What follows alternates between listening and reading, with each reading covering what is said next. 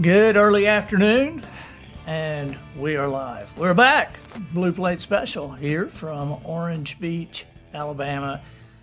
At the wharf, we are post Sally. This is the first show post Hurricane Sally, and so this is probably going to be a lot about Hurricane Sally. You'll be happy to know that here at the wharf, our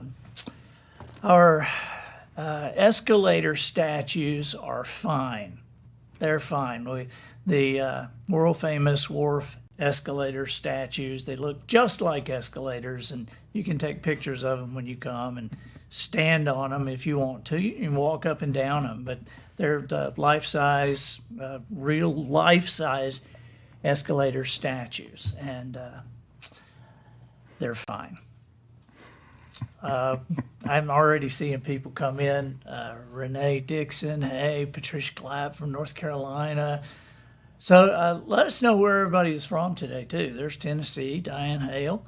If you are new to us, and if you're on Facebook, please click that notification button so that when we go on the air, we do this twice a week. We try to, at least when Armageddon is not happening in the air around us, we try to do this twice a week.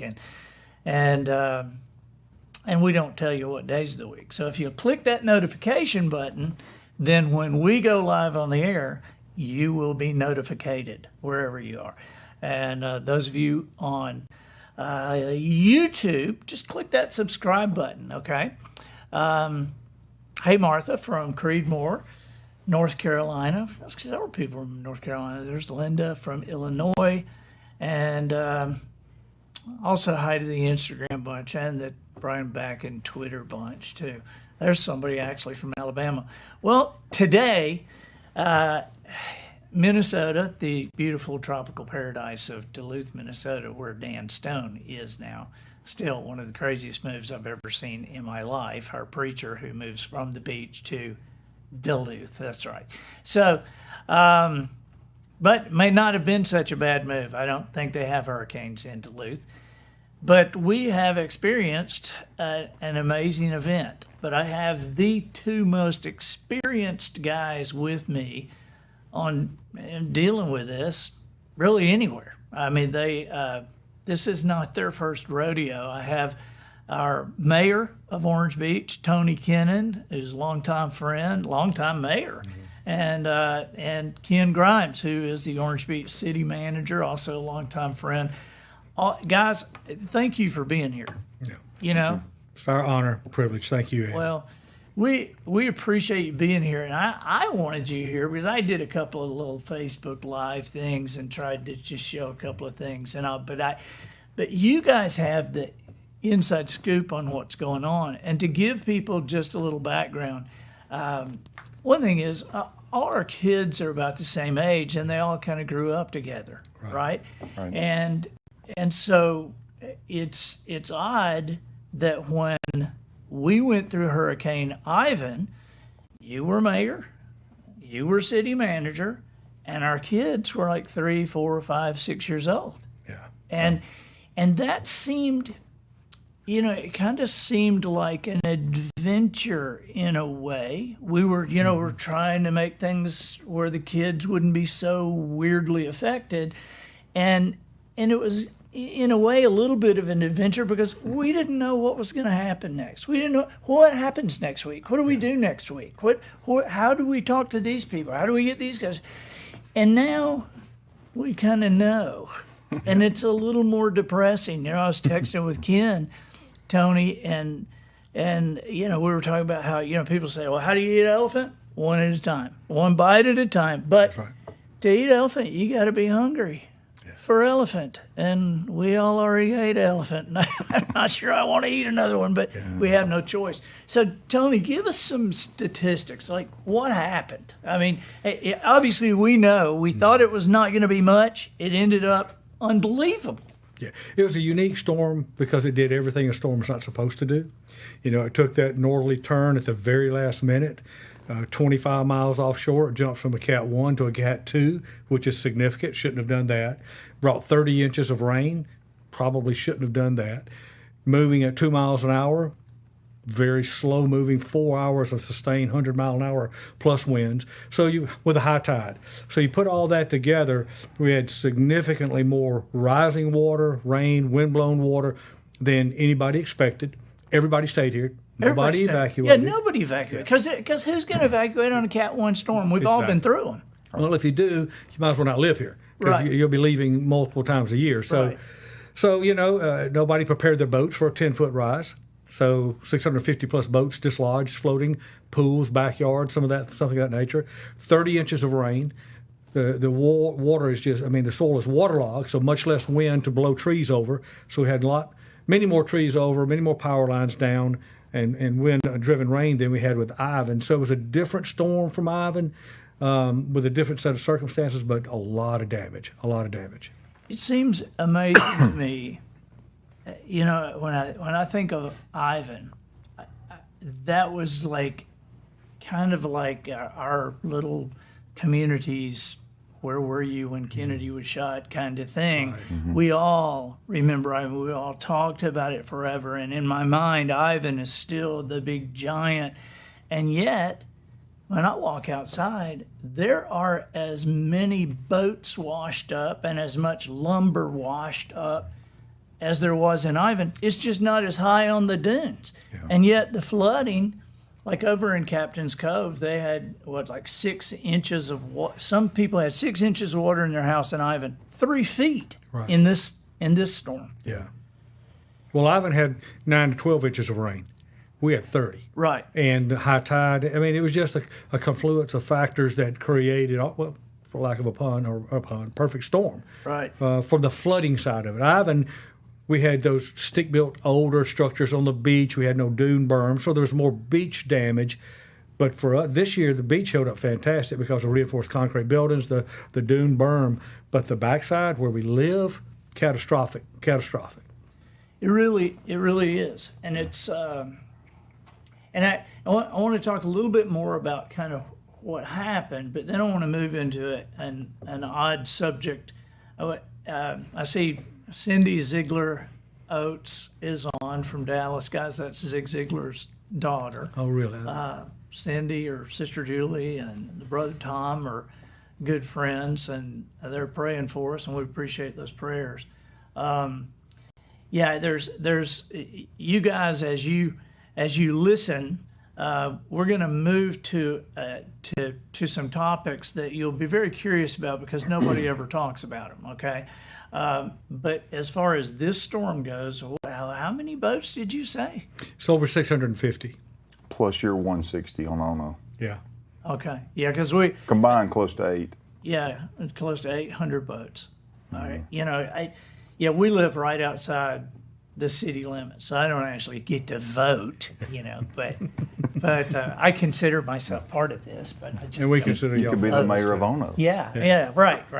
Yeah, I don't want anybody to look at me out there. Just don't, because there's a few people who live out there just don't have anything to do. I've tried to explain it I know your fans ask, but there's a city and then there's an unincorporated island, and you live on that unincorporated island. Right. So. Right. Anyway, because a lot of them don't understand. Sometimes we call it Alcatraz. Yeah. Yes, it is. Yes. Kind of like it's funny when we moved there, which was 29 years ago that we moved from West Beach there, and Polly's grandmother, who has passed away now, Polly's grandmother was telling everybody that we lived on an island and we had to go back and forth by boat. It's really, where'd you get that? But that little island is situated in such a way that wind was just in the perfect worst place to blow right up that island, both sides of it, and just take out everything. I was just shocked. But you're right. Nobody. I say nobody. I have a little boat, and so we took our boat and put it on a trailer. It was easy to do that. But so many people. How many times there's been many Cat 1 storms that I didn't even take the boat out of the water. Well, if you think about Ono Island, it was kind of, because it's coming 90 degrees into you, it's like a T-bone accident versus a head-on or a front corner. You don't have your airbags, so everything is just hit from the side. So totally different damage, and that's what y'all experienced with the docks because it was just due west. That's true. And like Tony said, 2 miles an hour. Think about, I described it to my wife, take your shower, your water, and your plants. Well, you sweep across the room because that's Ivan. In this case, you barely move, and how much water accumulates, that's the issue. Right. That's what we had in this storm. And another thing that I saw, which I guess had to be because of the amount of water and the time that sustained winds 105, gust to 120, it's just hour after hour after hour. In Ivan, it was a ton of pine trees down. But man, in this one, there's oak trees, big oak trees down, and entire pecan orchards. The the Underwoods? They said they're ground saturation. Yeah. You had the ground saturation, so and the roots couldn't they're hold. no longer in the pecan business, and that's been generations. But it took like 500 trees. Yeah. And I know the friends of ours over in Fairhope, which you think of Fairhope and you think, well, that's not right on the beach, that's not right near the coast, and yet we have a friend over there that had over 100 trees down, and there's that pretty. And I don't even know who owns the property, but it's on the Beach Expressway going north before you get to Robertsdale on the right. I always look there because they had this big gate, and I think, wow, some rich person must have lived there, and they have these beautiful pine trees. Have you seen that? Oh, yeah. We can't get away. You can't get away, I guess. Tell us what it looks like. It is snapped off like matchsticks. Yeah. I mean, it's like all like 10 feet up. This big pine trees are just snapped off.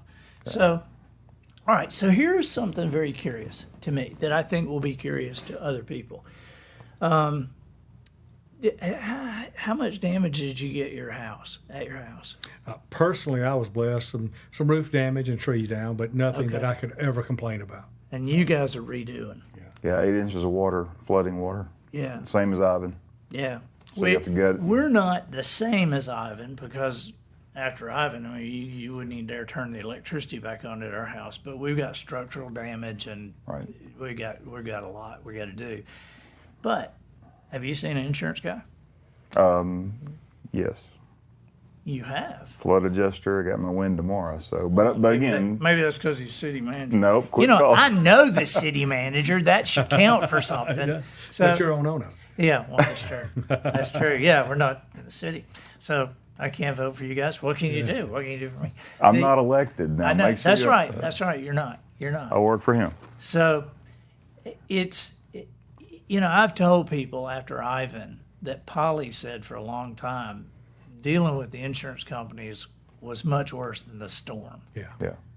And we still hadn't seen insurance people, and of course here's the, I've told some people that are experiencing this for the first time that one of the funny little tricks is that you, according to your insurance policies around here, you're responsible for mitigating the damage. Mm-hmm. Meaning, if your sheetrock and everything is wet and you got stuff, you got to pull it out, because if you get mold going, then they consider that you did not do your part to mitigate that damage. We're not paying for it. Okay.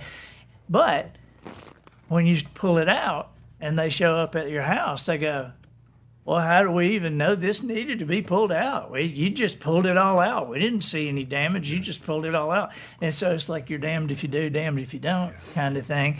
And there's so many people here that just don't know what to do. And it's overwhelming. I look outside, I don't know what to do.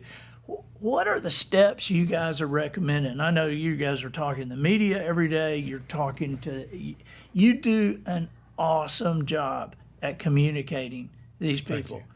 Polly, she's on her phone. She says, okay, so Renee from from City Hall says this, and so and so and so and so. We're getting it from you guys all the time, which you guys just do an awesome job. So what is it that people in Minneapolis and people all over, that if they were in this situation, what would they be having to do? What would you be telling them? Well, the first thing, and doesn't help them now, but for the next one, you've got to read your policy, and you almost got to have an interview with your insurance company to know what they expect of you and have it in writing. Because right now we're in that exact same catch-22. These folks are getting their stuff out of their house. The adjuster shows up and said, "Don't move it. You shouldn't have moved it."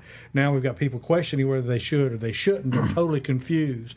Then you've got the battle between rising water, which would be flood insurance, or wind-driven water from the roof or window, Right. which is a totally different policy. So now they're battling, seeing who can get out of paying what. Yeah, how And many times? deductibles, totally different deductibles. Yeah, how many times do we hear that? The wind people say, well, that was flood. And the flood people say, no, that was wind. And here we are with mold growing in the houses and can't do anything. And, I mean, it's no secret that adjusters make a large part of their money according to how much money they can save the insurance company. Right. It is very frustrating because you pay insurance so that you shouldn't have to have that frustration after you've already had a catastrophic event. But like your wife said, like Polly said, it actually adds to the stress because it only gets worse. Right. And but my advice is you get on the phone and you wear them out and you don't take no for an answer. And when they tell you we don't cover that, say, show me exactly where it says that in the policy, because a lot of times they're trying to get through. They don't want barriers to have them getting their quote in or whatever it may be. I went through that with a boat lift. They said we don't cover the motors on boat lifts. I said, but you got to show me where that says that. So we argue back and forth, and finally says, okay, we'll cover it, just because I wouldn't let it go. And I don't know if they did or not, but my point is, do not back off. Just because the adjuster says so doesn't mean it's so. It Right. means he's trying to move on, she's trying to move on to the next one. You stand your ground and you fight for every bit of it. And you can hire a consulting adjuster. Yes, you can. You can get your own adjuster to battle that. Yeah. And one of the weird things about hurricanes to me that I've traveling around the country, people a lot of times will say, I can't believe you live down there where the hurricanes are. And I'm like, well, California has earthquakes and, Oklahoma has tornadoes. At least they tell us to get out, usually, right? And you've got more time. We got more time. But with the hurricanes, something that's very unusual is when it's a tornado or when it's a fire, it's an area. Here, this is everybody. Yeah. I mean, this is everybody. I mean, we're a twin cities here. We're Orange Beach, Gulf Shores. We are Dallas, Fort Worth, Minneapolis, St. Paul. And as you stretch to Foley and the whole county. Yeah. Right. That's right. I mean, because all these areas. I mean, Foley looked like a bomb hit it. Yeah. And Fairhope, I haven't been over there, but I've talked to the mayor there and friends who live there. It's just so. I wonder, when people, because here's an odd thing is people say, "What can we do? Let us come in. Let us help." And I mean, my answer for the first 5 or 6 days has been, I wouldn't know what to tell you to do. I don't know, because anything that's laying around is way too big for anybody to. It's not. I think everybody kind of gets the idea. Let me bring my 3 teenage boys down here, and we'll have this cleaned up for you. Yeah. And like, I don't think you understand what's happening. Well, think about this, and this is just talking to your audience and people that may have never seen it. Everyone's power was out for an extended period. Now, we had great response, and we're way ahead today.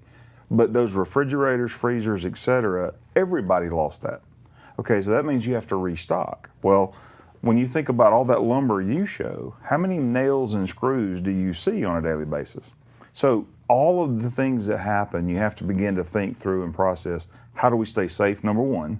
So in the food issue, that's the number one thing when you start thinking about insurance and all of those issues. I think the thing on the wind and what the mayor was saying, in Ivan, changes have occurred. In the state of Alabama, after Ivan, we all were glad if you got a wind policy. You know, you needed carriers just to cover you because it was so devastating. Why? Because of Katrina the following year. But in Katrina, people forget we had Arlene, Cindy, Dennis, Rita. All that was 2005. Now 2020 kind of stinks so far, but 2005. 2020 stinks. You think? You think, dude? If 2020 were a hula hoop, it'd be made out of barbed wire. Yep, I'm got it. telling you. Well, we are prepared for the swarm of locusts because that's what's coming. That's all that's left that we have to deal Yeah. with. So. What about now? I hate to even bring this up because this doesn't sound like us.